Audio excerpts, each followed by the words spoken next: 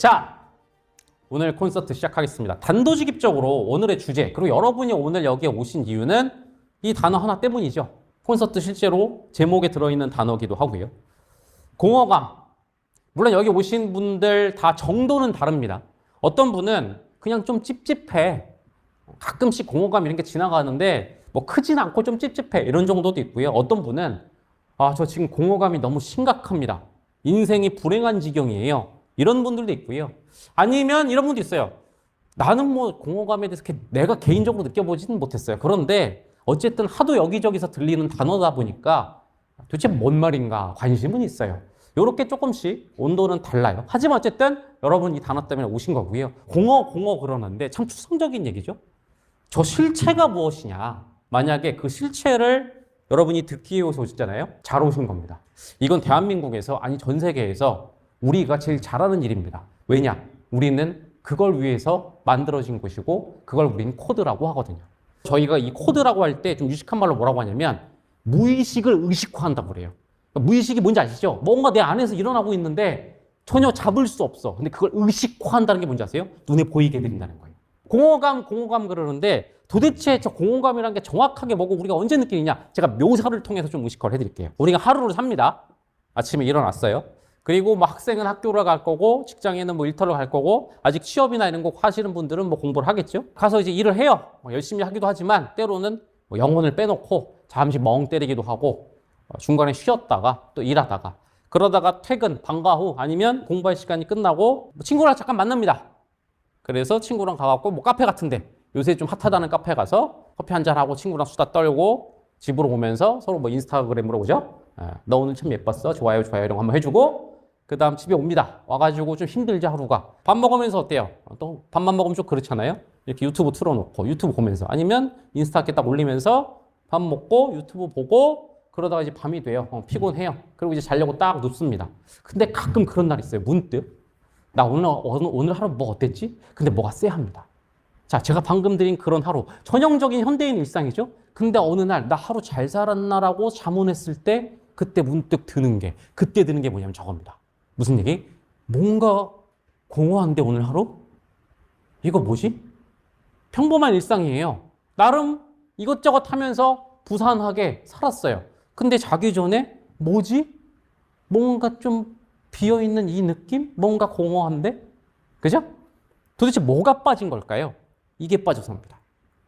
치열이라는 단어예요. 일단 오해 하나만. 아니 하루 종일 바빴어요.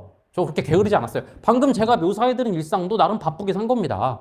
특히 한국인들 얼마나 성실합니까? 바쁜 현대사회 나름 바쁘게 살아가죠. 근데 저 치열은 그 정도를 말하는 게 아니고요. 밀도.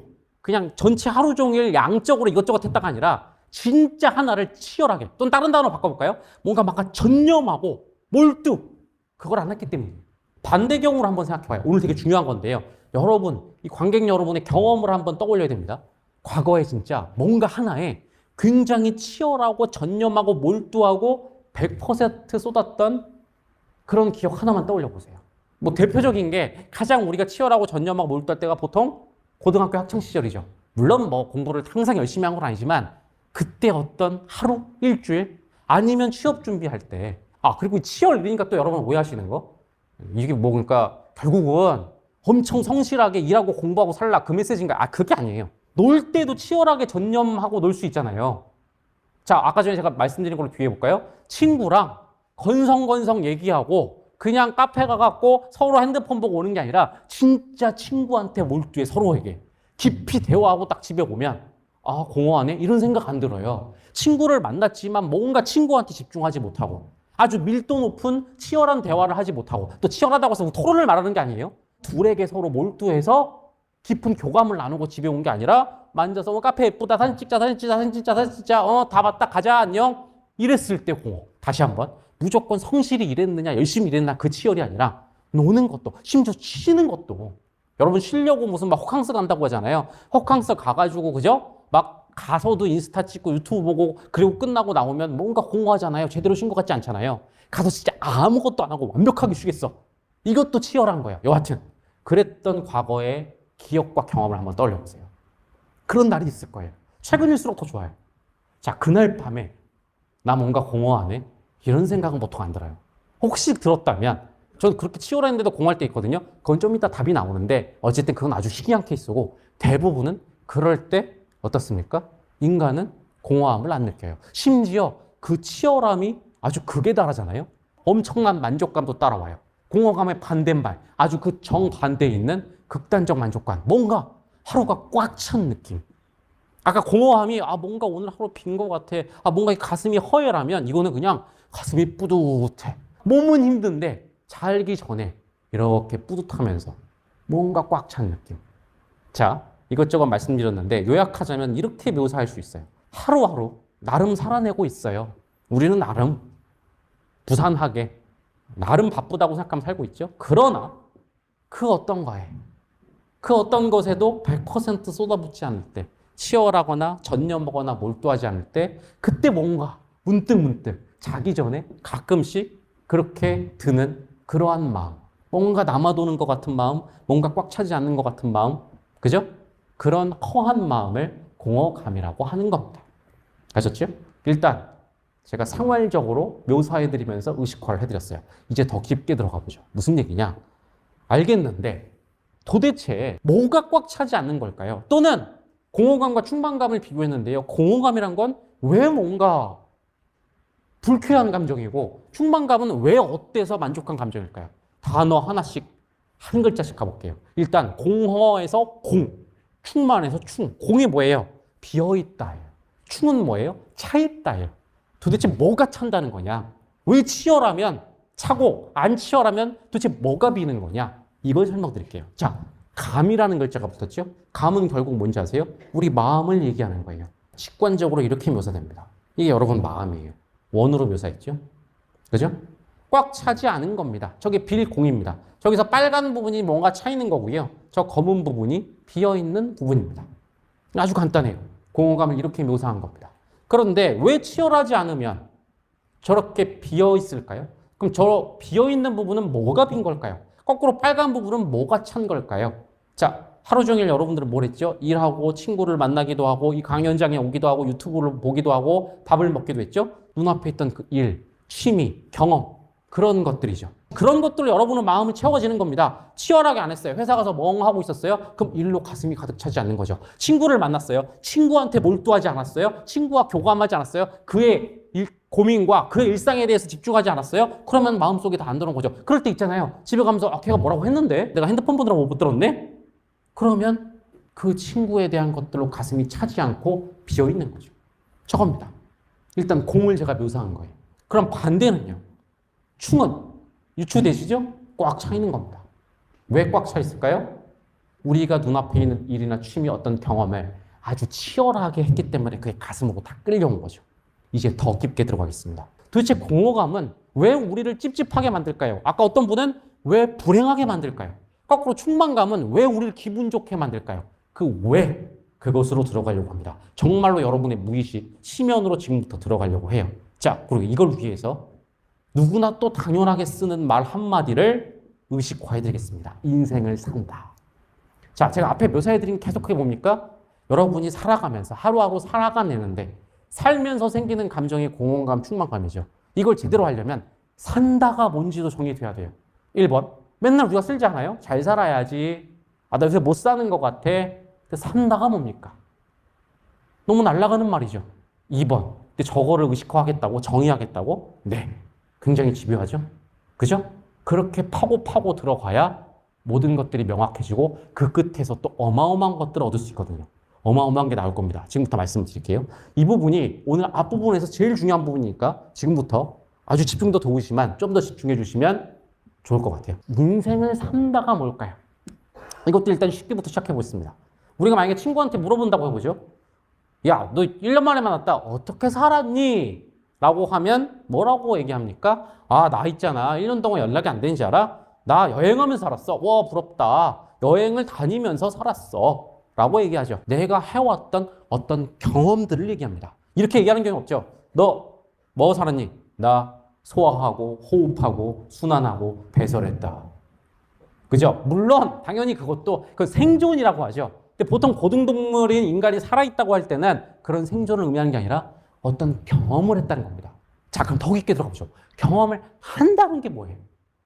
자, 그래요. 아까 그 얘기. 어떤 친구가 여행을 갔어요. 뭐 이탈리아, 유럽 여행 갔다고 해보죠. 이탈리아 경험을 한다가 뭐죠? 단순하죠. 눈앞에 있는 걸 눈으로 보고, 냄새 맡고, 맛보고, 듣고, 오감이라고 하죠. 오감으로 뭔가 느끼는 거, 그걸 경험한다고 하죠. 그죠? 또는 오감만 있는 게 아니라 두뇌도 쓰죠. 두뇌에 있는 지적 능력. 어떤 걸 보고 이해하고, 이탈리아 가서 그림을 보고 어떤 큐레이팅을 들으면서 이해하고 논리적으로 분석하고 또 느끼고 감정도죠. 그 오감과 그것 끝에 어떤 감정이 폭발하기도 하고 이런 어떤 오감으로 어떤 두뇌로 온몸으로 뭔가 느끼는 걸 경험을 한다고 합니다. 그리고 그래서 경험을 한다의 또 다른 말, 그런 것들을 느끼고 생각을 하려면 써야죠. 무슨 얘기냐? 가만히 있는다고 해서 물론 눈에 들어오는 경우도 있죠. 그런데 내가 주의를 집중해서 눈으로 봐야 되겠죠. 그죠? 코를 집중해서 냄새를 맡고 어쨌든 입을 써야죠. 벌려야겠죠. 그죠? 다시 일단 복잡하니까 오감으로만 좁힐게요. 오감을 쓰는 것. 그리고 그래서 오감으로 내가 쓴 오감으로 뭔가가 느껴지는 것. 그것을 경험을 한다고 합니다. 그 오감이 모이는 곳이 어디입니까? 그리고 그 오감의 출발점. 그 모든 것들 사실은 정확하게 생물학적으로는 뇌겠죠. 근데 뇌라는 건 좀 와닿지가 않아요. 왜냐하면 어떤 감정도 생기니까. 물론 뇌도 감정입니다. 그죠? 그러나 뭔가 어울리지 않아서 제가 더 직관적으로 와닿는 단어로 설명드릴게요. 경험을 한다는 건 뭔지 아세요? 바로 이겁니다. 그죠? 오감을 써서 그 오감이 모이는 마음에 그 그릇에 담는 겁니다. 또는 나의 모든 오감과 두뇌 능력을 쓰는 겁니다. 그 오감과 모든 두뇌 능력의 총체를 마음이라고 부르겠습니다. 자, 이게 인생을 산다 모델입니다. 근데 이걸 제가 왜 보여드리는지 아세요? 중요한 얘기. 앞에 그림과 이제 결합해보죠. 자, 이겁니다. 공허감의 그림이었죠? 그죠? 일단 마음부터 한번 가보죠. 치열하지 않다고 그랬죠. 방금 제가 설명한 거로 말하면 뭡니까? 내 오감과 내 모든 능력을 쓰지 않은 겁니다. 예를 들면 이태리에 갔어요. 이탈리아 여행을 갔어요. 그런데 뭡니까? 눈앞에 엄청난 성당이 있는데 그 와중에도 또 핸드폰을 보면서 인스타에 업데이트된 걸 보면서 대충 본 거죠. 물론 봤지만 자, 그래서 제가 마음이라는 표현을 쓴 거예요. 진짜 내 모든 것들을 핸드폰 내려놓고 내 눈을 크게 뜨고 모든 감각에 집중해서 핸드폰을 내려놓고 그 성당을 엄청나게 봤다면 모르는데 그게 아니라 옆에서 막 야 봐봐 진짜 멋있지 않아? 이 성당 봤어. 이건 보는 게 아니죠. 그리고 한국으로 돌아온 거야. 어떻습니까? 이탈리아를 온몸으로 마음에 담았다고 할 수 있을까요? 아니죠. 마음에 담지 않았죠. 뭔가 찝찝해요. 왜 그런지 아세요? 그 이탈리아에 남겨둔 경험이 있는 겁니다. 대충 본 성당, 대충 먹다만 음식, 그런 것들이 남아있는 거죠. 저게 남겨둔 경험이죠. 그런데 왜 경험 얘기를 했다고요? 경험을 한다는 게 곧 뭐랑 동치라고요? 인생을 산다와 동치죠. 결국 뭡니까?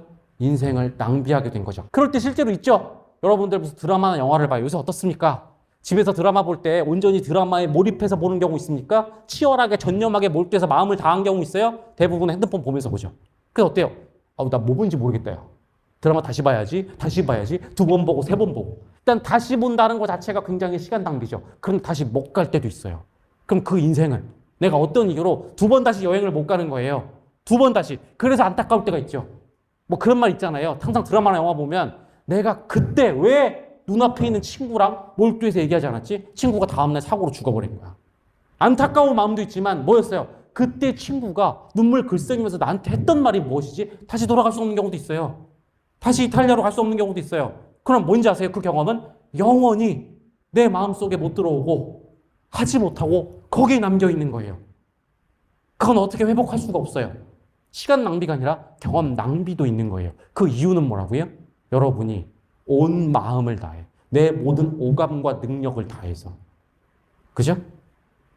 쏟아붓지 않았기 때문에 다 가져오지 않았기 때문에 그런 겁니다. 그리고 그래서 느껴진 공허감이 결국 다른 말로 바꾸면 인생 낭비감이 되는 거고요. 자, 이제 가장 깊은 심연. 인생 낭비한 거 왜 불행할까요? 보통 여기서 끝내죠. 낭비 아깝잖아요. 시간 아깝잖아요. 더 깊게 들어가 볼게요. 왜 우리는 경험을 낭비하면, 인생을 낭비하면 왜 불행할까? 낭비 좀 할 수 있잖아요. 낭비하면 어때요? 이것까지도 왜를 붙여볼게요. 알겠죠? 이게 심연의 끝입니다. 그 가장 밑에는 이렇게 말할게요. 아주 근본적인 인간의 감각 하나와 연결되어 있기 때문입니다. 아주 근본 오브 근본, 가장 심연에 있는 감각입니다. 생물학적으로, 고등동물적으로, 심지어 무슨 영적으로 모든 것들의 가장 밑바닥에 있는 인간의 근본 감각, 저기 써있죠. 잘 보세요. 인생 유한성 DNA라는 겁니다. 사실 DNA라는 건 정확하게는 학문적으로 맞지 않지만 그만큼 가장 밑바닥이라는 걸 표현하고 싶어서 저렇게 표현한 거예요. 인간의 인생은 유한합니다. 우린 태어날 때부터 죽음을 정해놓고 태어났어요. 모든 생물의 한계죠. 그래서 항상 죽음에 대해서 우리가 구체적으로 의식하든 무의식으로 하든 신경 쓰고 있어요. 왜냐하면 언젠가 이 모든 건 끝날 거니까. 인간은 이런 것들을 극복하려고 별짓을 다 하죠.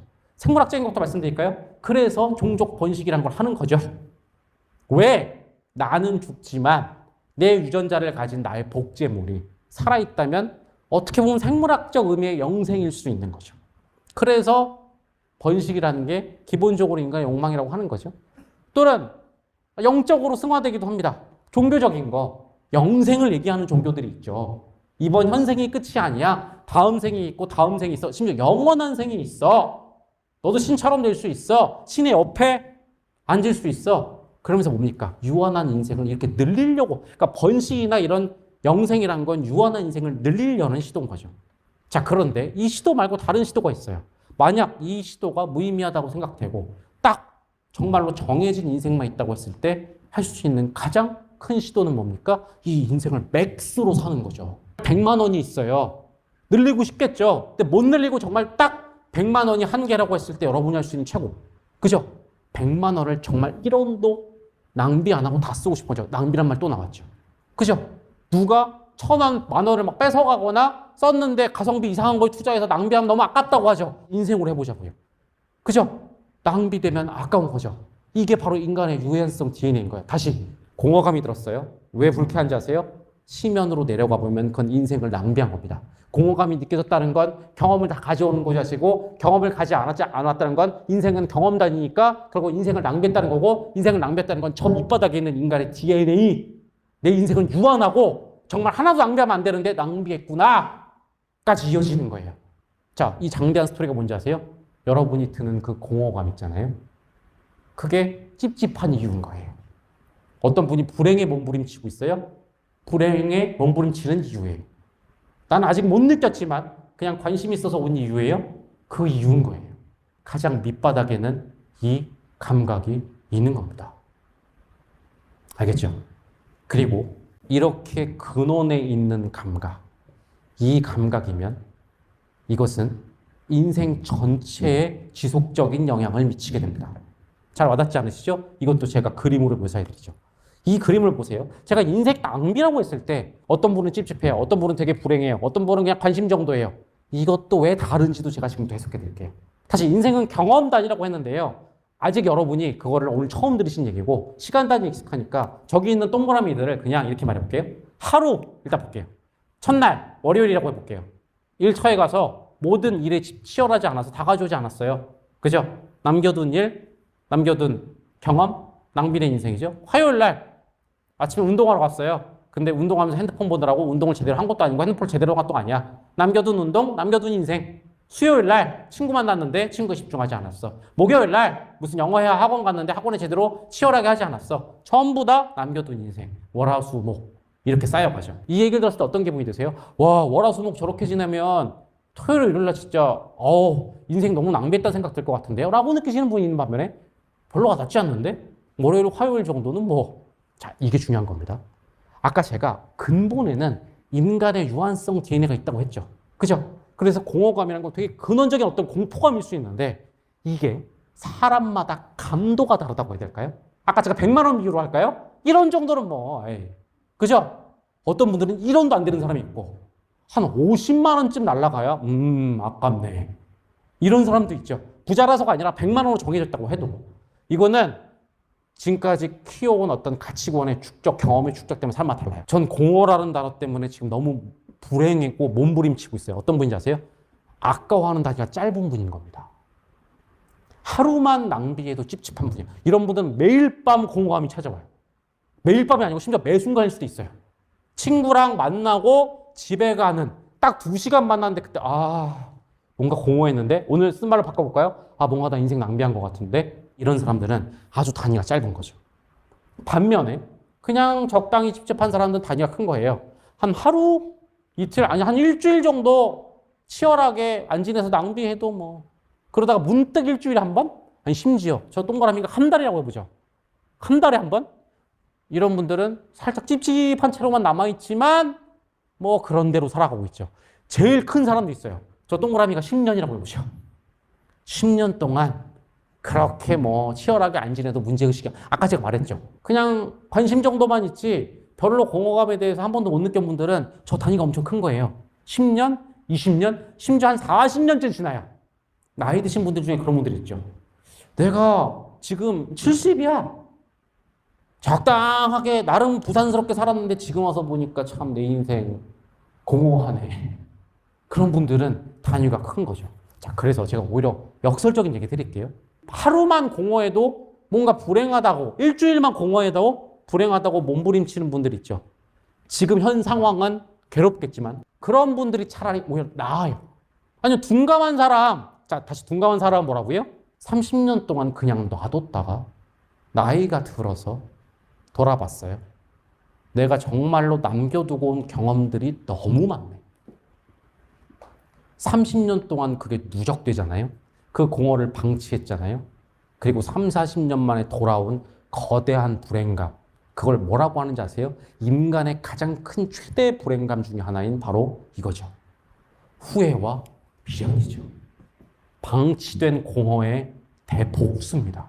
하루, 일주일 때 공허함 느꼈으면 얼른 커버할 수 있죠.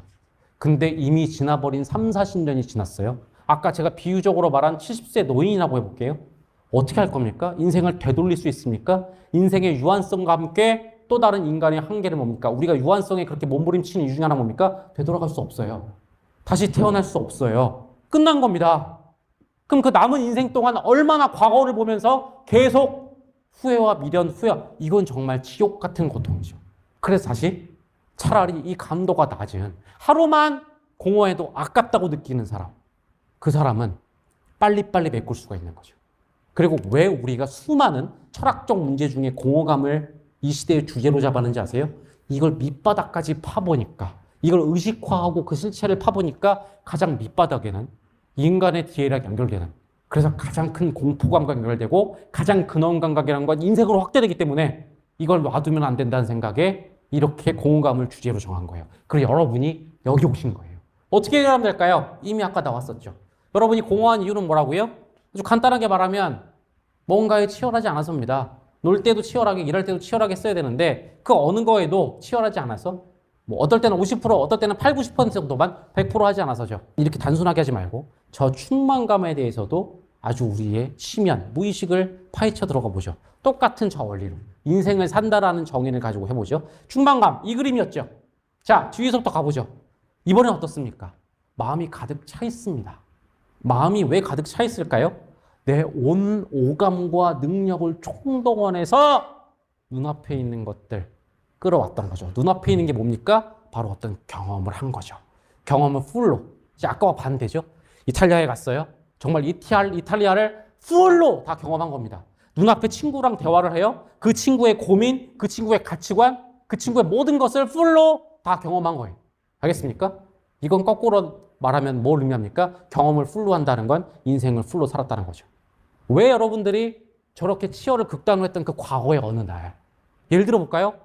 취업 준비를 하느라고, 아니 맨날 입시 때 진짜 미친 듯이 열심히 한 적 있죠. 일단 어떻습니까? 너무 몸이 힘들고 머리 힘들죠. 스트레스 엄청나죠. 공부 재밌습니까? 재미 하나도 없어요. 근데 왜 자기 전에 몸은 털려 있는데 입은 이렇게 웃었을까요?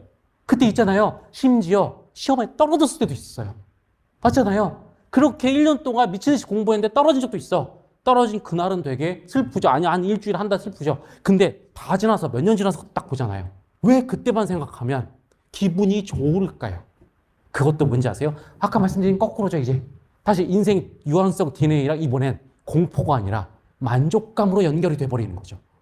와, 내 100만 원 완벽하게 쓴 겁니다. 낭비 하나도 없는 겁니다. 몸은 털려있고 시험도 떨어졌는데 그때 웃으면서 들었던 그 생각, 그 느낌은 뭔지 아세요? 정말 나는 인생을 풀로 살았구나. 그런 인간은 흔치 않아요. 그렇게 산 겁니다. 와닿지 않으세요? 그래요. 얘기 나온 김에 예전에 제가 이걸 어디서 얘기했더니 그냥 댓글을 제가 캡처해온 거예요. 신입사원이었던 거예요. 네. 더럽게 힘들었대요. 그죠? 지금 보면 온통 고통의 기록이죠. 근데 뭐라고 돼 있죠? 지금 훨씬 생활이 윤택해져 있고 모든 게 다 안정돼 있지만 왜 그때만한 감각은 못 느낄까요? 그리고 이런 표현을 씁니다. 살아 있었다. 여러분이 많이 느꼈던 감각이죠. 저 그때 있잖아요. 진짜 너무 힘들었는데 지나고 보니까 지금은 뭔가 내 일부가 죽어 있는 것 같고 그때는 살아있다. 두 가지입니다. 첫 번째, 인생을 하나도 낭비하지 않고 아주 야금야금 풀로 살았거든요. 이게 살아있다는 겁니다. 그 다음 제가 아까 마음 얘기했었죠? 온 마음을 다한다는 겁니다. 더 그냥 감각적으로 표현해 드릴까요? 마음이 꽉 차려면 어때야 되죠? 내 모든 오감과 능력을 다 써야겠죠. 진짜 말 그대로 살아있다는 감각. 무슨 얘기냐? 여러분이 운동을 갔어요. 알겠어요? 그런데 진짜로 치열하고 몰두하면 즉각적으로 느껴지죠. 안 쓰던 근육까지도 느껴지면서 진짜로 모든 근육을 한번 쓴 느낌. 반면에 대충 운동하거나 아니면 아까 말한 것처럼 눈으로 보긴 보지만 이거 봤다 뭐 어때요? 그죠? 진짜로 어떤 내 눈으로 모든 걸 느끼는 그런 생명력은 못 느끼는 거죠. 온 마음을 다하잖아요. 진짜 내 모든 세포를 다 쏟으면서 느끼는 살아있다는 감각. 그리고 쏟았으니까 투자하면 오감은 그 통로로 또 들어와요.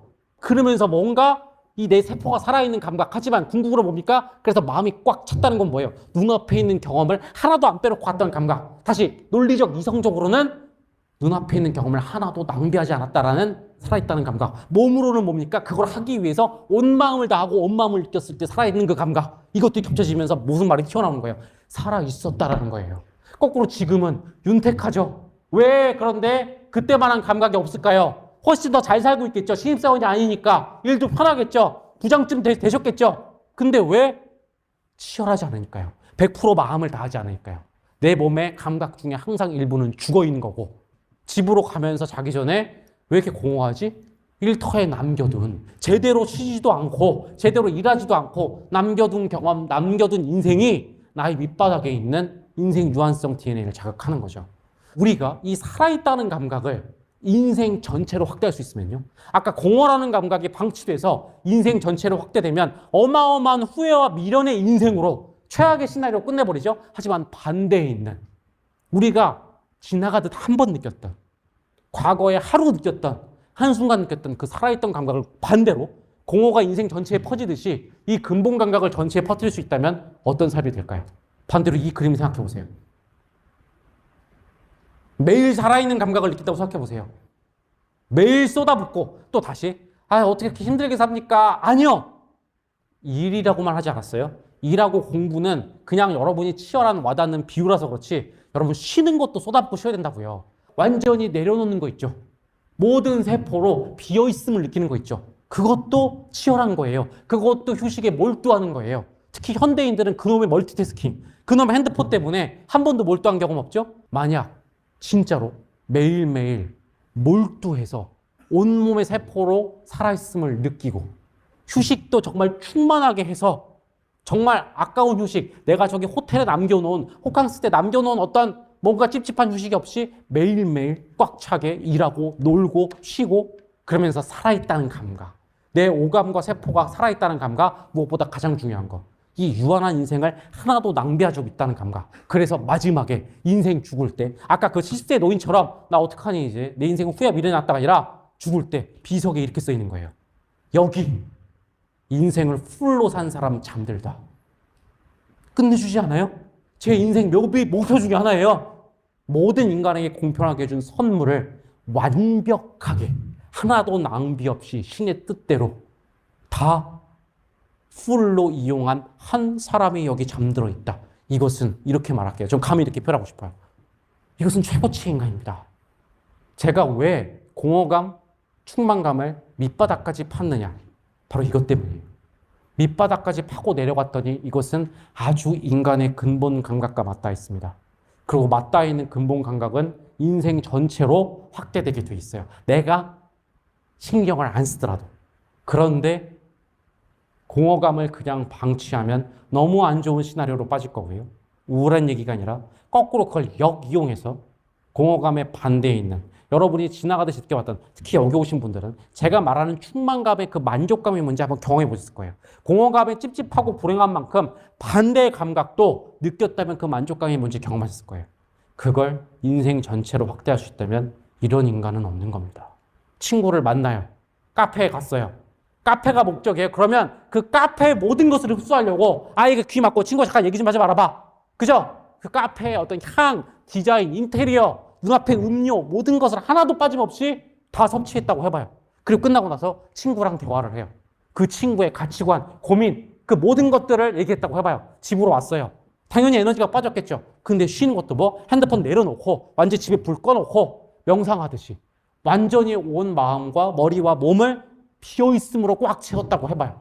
근데 그것이 하루가 아니고 이틀이 아니고 3일이라고 생각해봐요. 매일매일 그 알 수 없었던 만족감, 제가 오늘 알 수 없었던 만족감을 의식해드렸죠? 인생을 풀로 사는, 100%로 사는, 맥스로 사는 그 만족감을 매일매일 느낀다고 한번 해볼게요. 이것은 인생의 엄청난 큰 변화입니다. 공허감의 실체에 대해서 관심 있어서 오셨겠지만 그 밑에 있는 공포의 길이 아니라 감히 그 역반대에 있는 충만한 길을 제안하는 바예요. 그리고 특히 여러분께 제안하는 바가 있어요. 여기 오신 분들은 아까 제가 앞에 말씀드렸죠? 공허감에 대해서 나름 민감하신 분들일 겁니다. 그분들은 충만감의 가능성에 대해서 제가 하는 말이 무슨 말인지 아실 거예요. 여러분들은 충분히 이 말도 안 되는 어마어마한 삶으로 나아가실 수 있는 가능성이 많은 분들이에요. 그래서 제가 감히 제안하는 바예요. 그리고 저 삶으로 가는 방법은 뭘까요? 이미 앞에서 나왔어요. 이거예요. 그게 이겁니다. 여러분 이것만 하시면 돼요. 앞으로 여러분 삶, 제가 방금 묘사해 드린 대로입니다. 이런 강연에 와서도 몰두해서 정말 모든 걸 하나도 빠짐없이 다 가져가시고 끝나고 쉴 때에도 친구 만날 때에도 그래요. 여러분들은 진정한 워라밸 일이 되는 겁니다. 제가 몇 번 말씀드렸는데요. 저는 워라밸이라는 것에 대해서 상당히 문제의식이 있습니다. 워라밸이 나쁘다 이런 문제의식은 단순해요. 이것도 공허 충만으로 볼까요? 워크라이프가 나눠지고 밸런싱 갖는 건 상당히 좋은 일일 수 있어요. 아니 뭐 누군가는 워가 좋다. 누구는 랄라가 좋다. 저는 다시 그게 무의미하고요. 제가 핵심으로 삼는 게 뭔지 아세요? 진정한 워라밸은 이럴 때 팍, 쉴 때 팍인 겁니다. 그런데 일터에 가서는 이건 일을 하는 것도 아니고 안 하는 것도 아니야. 학교에 가서 이건 공부를 하는 것도 아니고 안 하는 것도 아니야. 그죠? 집에 와서는 아까 말했잖아요. 이건 밥을 먹는 것도 아니고 유튜브를 보는 것도 아니고 영화를 보는 것도 아니고 여러분들 여기 콘서트장에 오셨죠? 당연한 얘기지만 핸드폰 이용 자제해달라고 말씀드렸어요. 옆 사람에게 방해되는 것도 있지만 이런 데 왔으면 몰두 좀 하고 몰입하라는 거예요. 근데 제가 요새 영화관을 갔더니 너무 놀라운 거야. 특히 젊은 세대들은 완전히 이 멀티태스킹과 핸드폰에 중독된 젊은 세대들은 그 껌껌한 영화관에서도 그 주의사항을 옆에 사람한테 민폐하면 절대 안 된다는 게 정말 문화가 될 정도로 굉장히 중요한 10대, 20대인데도 핸드폰을 주기적으로 보는 겁니다. 근데 왜 보는지 아세요? 무례한 게 아니에요. 못 견디는 거예요. 네, 그게 무슨 라이프입니까? 제가 일하고 공부하다 너무 힘들어갖고 밸런싱을 맞춰야죠. 좋아요. 저는 그래서 끝나고 영화관 갈 거예요. 조기 퇴근할 거예요. 우리 회사 더 빨리 퇴근시켜주세요. 좋아요.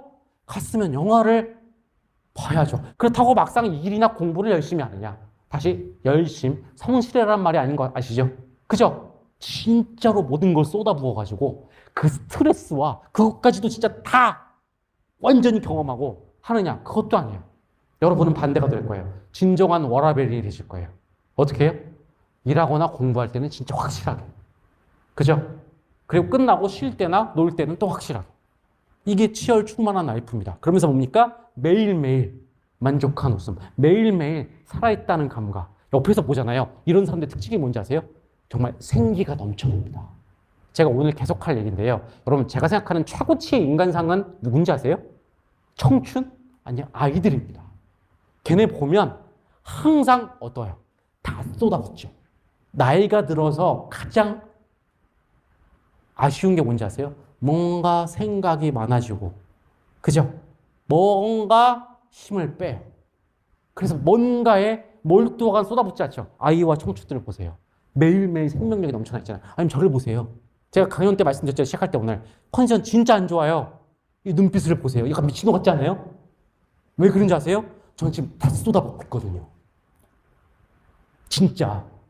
저 있잖아요. 아까 말씀드렸잖아요. 몇 주 동안 진짜 다 그냥 며칠 동안은 잠도 못 잤어요. 근데 어떤 자세요? 웃고 있었어요, 진짜.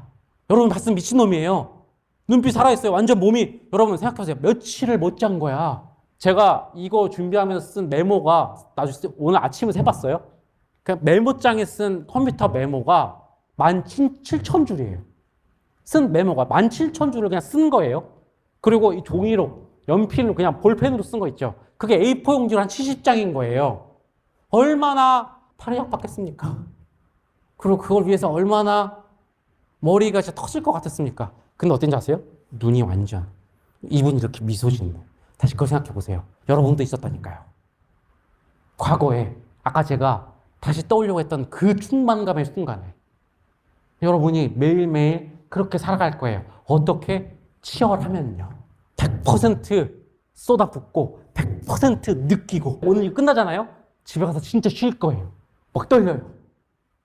또 얼마나 충만하게 쉴까.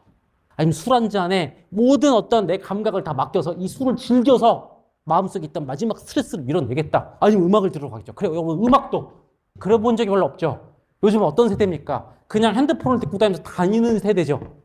다시 이거 꼰대 같은 얘기 하지 마세요. 그건 다시 세대론을 말하는 게 아니에요. 음악은 이제 어떻습니까? 그냥 BGM이죠. 배경음악이죠. 여러분 진짜 음악 몰두해서 치열하게 들어본 적 한번 있으세요? 한 번만 들어보세요. 네. 그러니까 방에 불만 꺼놓고 있죠. 핸드폰으로 듣는 게 문제예요. 핸드폰을 일단 뒤집고 멀리 떨어뜨려 놓으세요. 그 다음에 알람 다 끄세요. 그리고 정말 불을 꺼놓고 이거 딱 꺼놓고 완전히 진짜 음악에만 집중해 보세요. 1번 안 들리던 소리들, 심지어 뭐 라이브 같은 거 하잖아요. 그럼 정말 이 악기 연주하는 사람의 손가락 짚는 소리, 숨소리, 그죠? 복합적인 여러 가지 음악들, 가사의 의미들 이런 것들이 들어오면서 정말 마음이 팡 차는 느낌이 들어요. 그게 특히나 내 어떤 좋아하는 음악이다? 어떤 눈물 전에 그냥 이렇게 음악으로 가득 차봤다는 것만으로도 달라요. 그리고 나오잖아요. 뭔가 개운한 느낌까지 들어요. 왜 그런지 아세요? 마음속에 진짜 어설프게 인스타 조금, 일생각 조금, 놀아야지 조금, 음악 조금이 차 있다가 온 마음이 음악으로 꽉 차니까 나머지가 다 빠져나간 거야. 그래서 음악만으로 가득 차서 충만하고 뭔가 음악만 듣고 나왔는데 후련한 느낌. 이런 삶을 매일매일 살아가는 거예요. 뭐 하면? 치열하면. 이런 삶이 뭐라고요? 충만한 삶, 인간으로서의 최고치 삶을. 이렇게 살면 되는 겁니다. 여러분 이렇게 사실 거예요. 이렇게 살아가고 있어요. 그런데 제가 지금 다 할 말, 이게 파트 2입니다. 그렇게 멋진 삶을 잘 살아가고 있는데 어느 날, 바로 내일일 수도 있고요. 아니면 다음 달일 수도 있어요. 갑자기 방해물 하나가 찾아옵니다. 사실 이건 별거 아닌 겁니다. 우리 저 치열 충만에 비하면 깜냥도 안 되는 별것도 아닌 놈인데 이 놈이 지금 과대평가, 뻥튀기가 돼서 나름 되게 크게 여러분을 방해할 거예요. 별것도 아닌 놈이 우리의 이 멋진 삶을 방해할 거기 때문에 제가 지금부터 그 방해문을 박살 내드릴 거예요. 그 방해문의 이름은 바로 이겁니다. 여러분 그냥 치열하시면 돼요. 아무 생각할 거 없어요. 충만도 생각하지 마세요. 그냥 치열하면 바로 느껴질 거예요. 충만은 느껴지는 거기 때문에 충만을 뭐 해야겠다 이런 생각할 필요도 없어요. 아무 생각 없이 just 치열. just do 치열이에요. 그런데 여러분을 방해하는 한 놈이 오겠죠. 바로 목표라는 놈입니다. 저거를 없애야 돼요. 없이 just 순수한 치열로 가야 돼요. 목표에는 여기 써 있죠? 두 가지가 있습니다. 이미 요거에 대해서 어디서 들어보신 분도 있을 텐데 오늘 제가 더 자세히 설명을 드릴게요.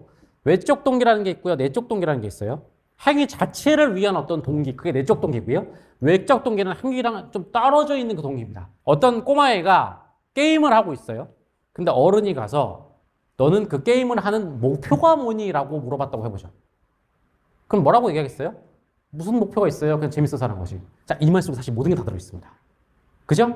게임을 함으로써 그 자체에서 느껴지는 즐거움, 그게 이유죠. 이런 걸 내적 동기라고 합니다. 그런데 어른이 물어본 거 뭔지 아세요?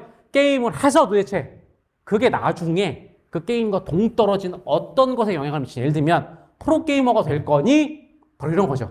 그 게임 해봤자 네 인생 목표에 뭐가 되면 되니? 동떨어져 있는 거죠. 재밌다니까요. 그 재미가 있는 건 재미가 있는 거고 그 시간에 공부를 해야 네 인생의 어떤 지점에 다다르는 것이.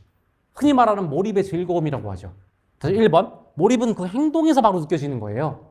몰입을 목표로 한다. 이 말은 좀 이상한 거예요. 두 번째는 뭔지 아세요? 즉각적으로 느껴지는 거예요. 그래서 충만은 목표로 하기에는 좀 애매한 내적 동기죠. 다시 그러면 저기 써 있는 방해물이 되는 없어야 한다는 목표는 뭐를 말하냐면 외적 동기를 말하는 겁니다. 외적 동기가 없는 치열이라는 게 뭐냐 이겁니다. 끝나고 나갔어요. 여러분 식사하실 거잖아요. 밥 먹자.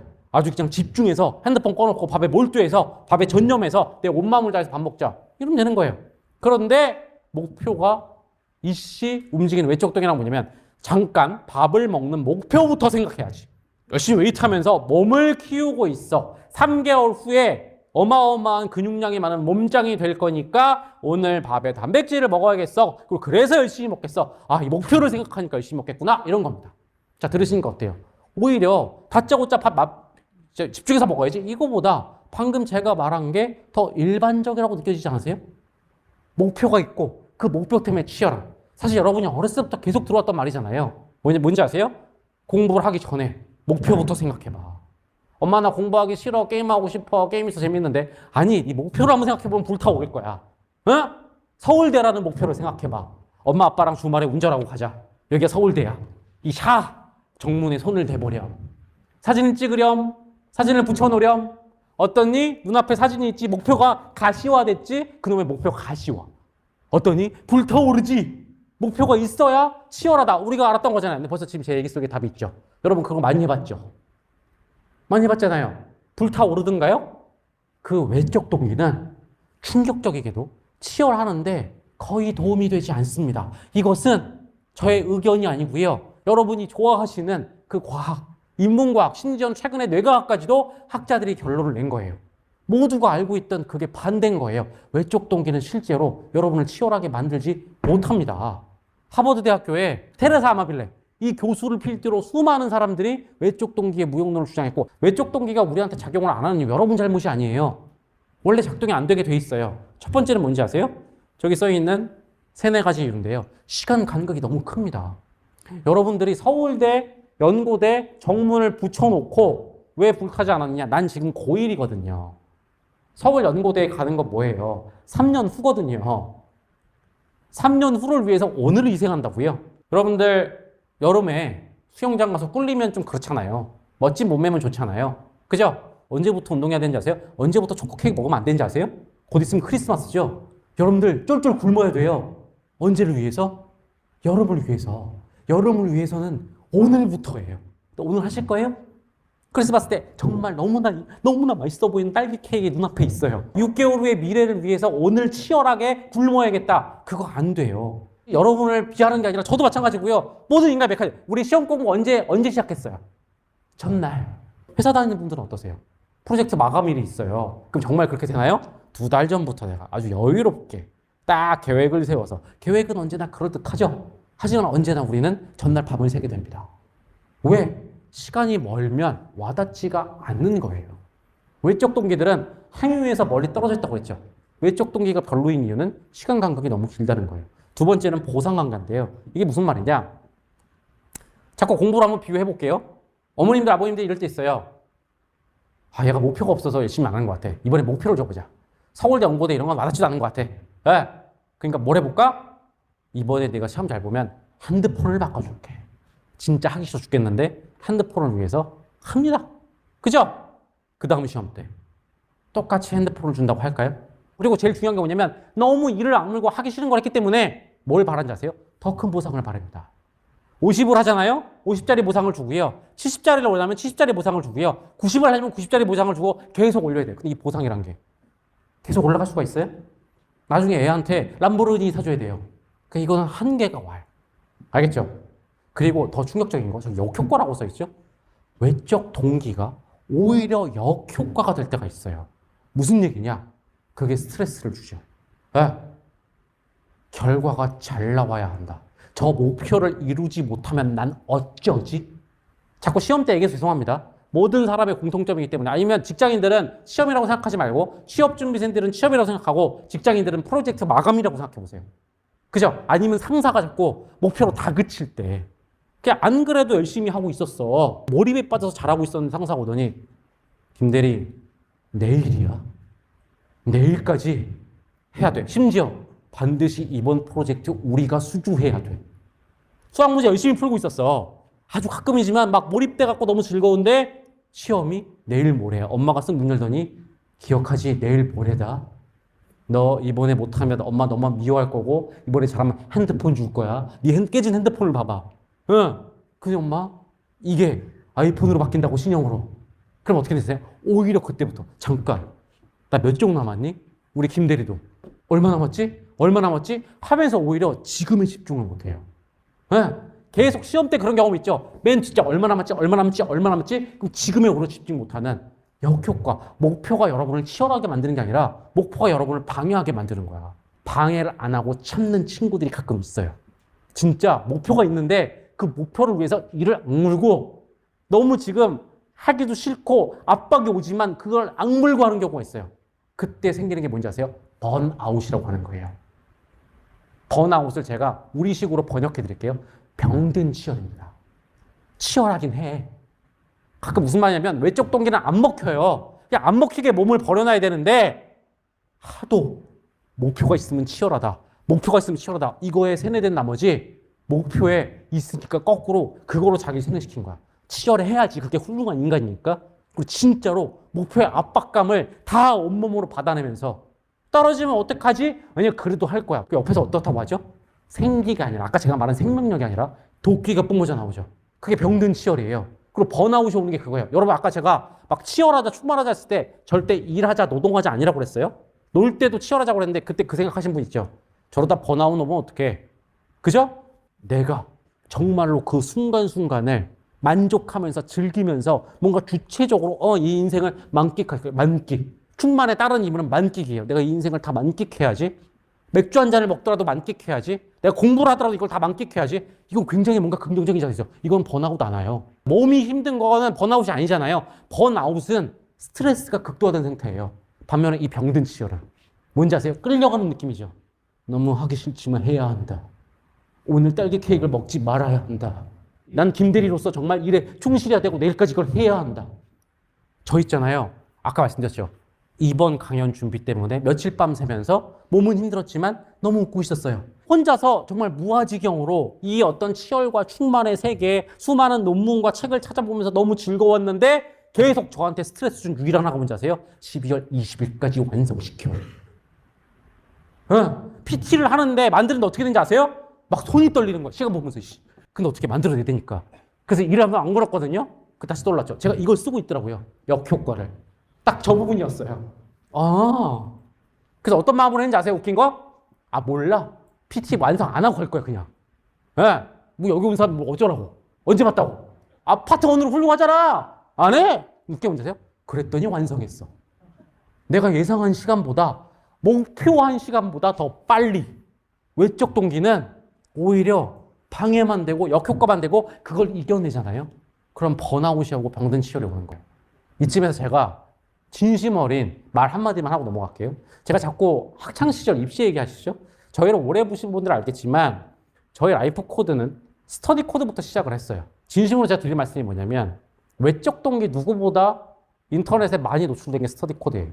제 강연 중에 많은 학생들한테 노출된 게 있어요. 바로 이 외적 동기. 무슨 얘기다? 스카이를 가야만 한다. 나중에 되면 인생이 바뀐다. 일단 첫 번째, 그건 제가 진심으로 좀 사과드리는 게 있어요. 왜냐, 첫 번째, 안 먹혔어요, 많이. 가장 먹혔던 건 오히려 뭔지 아세요? 내적 동기들이에요. 그런데 내적 동기들 영상은 뜨질 않아요. 왜냐? 목표가 있어야 치열하다는 제가 좀 설명드릴게요. 뻥치기예요. 이게 너무 강하니까. 두 번째는 제가 오히려 사과드린 이유는 안 먹혔다고 먹히는 것보다 더 큰 거. 그거를 정말 받아들여서 병든 치열, 번아웃을 한 친구들이 정말 있을 거예요. 어쨌든 충만했으니까 된 거 아니야 라고 제가 그냥 넘길 수 없어요. 왜냐면 병든 치열엔 병든 충만이 따를 거고요. 그죠? 그 친구들은 정말 결과 때문에 이를 악물고 스트레스 속에서 했을 거거든요. 진심으로 제가 그 멘트만 좀 뜬금없지만, 왜냐면 여기 오셔서 스터디 코드를 모르시는 분들은 저 사람이 갑자기 왜 저 얘기하는 걸 할 수도 있지만 저와 함께 10대를 보냈던 분도 있을 거예요. 그 부분에서는 제가 그런 말씀도 한번 드려볼게요. 다시. 이렇게 제가 진심으로 얘기할 정도로 외적 동기는 역효과만 나와요. 먹히지 않아요. 알겠습니까? 10% 정도 가끔 부스트업으로 효과가 있지 대세는 되지 않아요. 저 10% 얘기 좀 이따 드리고. 그러면 이 외적 동기가 아닌 답은 뭐냐? 사람은 어떻게 치열해지는 거냐? 우리가 빨리 치열해서 저 충만한 삶으로 가야 되는데 무엇이 답이냐? 저기 써 있잖아요. 내적 동기요. 모든 학자들이 압도적으로 인정한 저 내적 동기. 중간중간 이미 설명을 드렸죠. 행위 자체에서 느껴지는 거예요. 가장 큰 게 뭐냐? 즐거움. 게임 왜 하니? 어떤 목표가 있냐? 아니요, 그냥 지금 즐거워서. 바로 즐거워져서. 맞아요. 그런데 즐거움 하면 좀 와닿지 않는 게 예를 들면 그러면 정말 재밌는 것만 해야겠네? 막 쾌락적인 것만 해야겠네? 그렇지가 않은 게 일도, 공부도 그렇게 할 수 있다고 그랬죠. 그게 말이 돼요? 안 될 것 같은데? 아니요. 일과 공부에서도 어떠한 즐거움과 만족감이 있다면요. 이게 바로 제가 오랫동안 제대로 설명을 많이 못했다. 또는 설명을 했지만 영상으로 뜨지 않았었죠. 하지만 오늘 제가 명확하게 의식화해드렸죠. 바로 충만감이에요. 이게 무슨 말일까요? 와닿지 않으시죠? 예시로 말씀드릴게요. 다시 여러분의 기억부터. 과거에 시험 공부 때 충만했었을 때. 그죠? 과거에 여러분이 취업 준비나 아니면 제가 파트 1에서 보여드린 그 신입사원 때 개고생을 했죠. 그게 즐거움입니까? 공부랑 취업 준비, 일은 괴로움이 더 많죠. 근데 왜 살아있었고 만족했을까요? 뭔가 느껴진 즐거움이 있는 겁니다. 이게 어려웠던 거예요. 그냥 지금까지 내적 동기 학자들이 내적 동기가 우월하다는 건 다 연구를 해놓고 삶에 적용시켜야 되는데 뭐예요 내적 동기가? 쉽게 말하면 하자마자 느껴지는 즐거움 때문에 하는 거야. 그 즐거움을 공부해봐. 이상하게 빠지죠. 공부해서 즐거움을 찾아봐. 그죠? 그리고 갑자기 공부 잘하는 애들은 막 수학에서 막 쾌감을 느껴. 그렇게 이상하게 빠지면 안 돼요. 다른 즐거움이 있는 거죠. 제가 대한민국에서 명문대생들을 연구조사한 건 제일 많이 했을 겁니다. 얘기 나온 김에 모두의 관심 사니까 궁금한 거. 걔네들은 왜 그렇게 공부를 열심히 할까요? 왜 그렇게 치열했을까요? 대표적으로 목표가 있었나 보죠. 그래서 부모님들이 맨날 하는 말, 우리 애가 목표만 있으면 잘할 것 같은데 수많은 동기부여 해주는 사람들이 하는 거, 목표를 내가 잡아줄게. 그중에 저도 하나였지만, 그죠? 아니었어요. 다시 말할게요.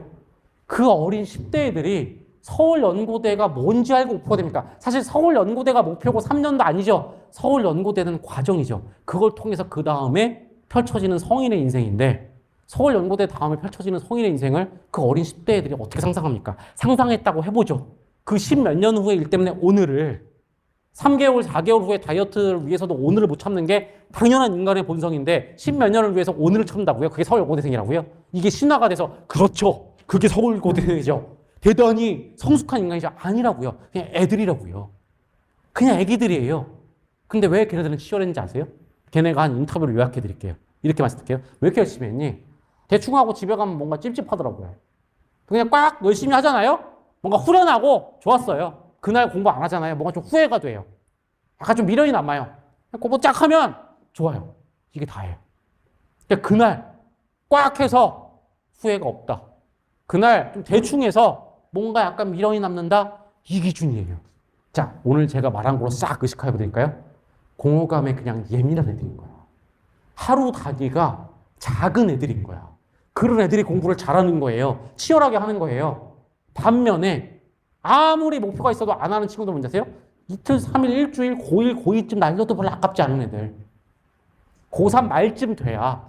그죠? 왜 우린 중간고사 전날에 공부했는지 아세요? 네? 이런 의식화를 제대로 못 배워서도 있지만 그쯤 돼야 지나간 시간이 아까운 거야. 반면에 걔네들은 3주 전부터 미리 모든 걸 다 조망하고 미리미리 착실히 계획하고 그게 아니에요. 그냥 눈앞에 하루 눈앞에 오전이 아까워서 간 거예요. 수학에서 어떤 즐거움을 찾은 게 아니고요. 공부를 그냥 했다라는 내가 치열했다라는 치열 자체에서 오는 치열 그 동력으로 한 거예요. 처음에 5분을 시작하잖아요. 여러분 말도 안 되는 게 아니라 나가서 치열한 라이프를 하는 방법 그냥 치열, 저스트 치열 시작해보세요. 5분 하잖아요. 심지어 괴로움도 있어도 참고 하세요. 그냥 5분 지나고 10분 지나면 이제부터 굴러가는 거야. 여러분 오늘 의식화까지 됐으니까 더 잘 굴러갈 거야. 뭐야? 왜 나 하게 되지? 나 왜 좋니? 나 왜 이러니? 치열이 굴러가기 시작한 거야. 이상한 거 아니고요. 아주 근본적인 여러분 DNA가 연결되어 있는 거예요. 삶을 만끽하고 있는 거예요. 거기서 오는 무의식적인 게 여러분을 치열 그 자체로 움직이게 하는 거예요. 그게 명문대생이에요. 즐거워서 한 거죠. 수학이 즐거운 게 아니고요.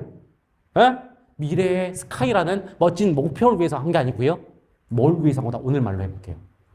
느껴지는 충만감. 또 대충 했을 때 느껴지는 공포, 공허감. 공허감을 피하고 충만감을 위해서 한 거예요. 비슷한 얘기 하나 드릴까요?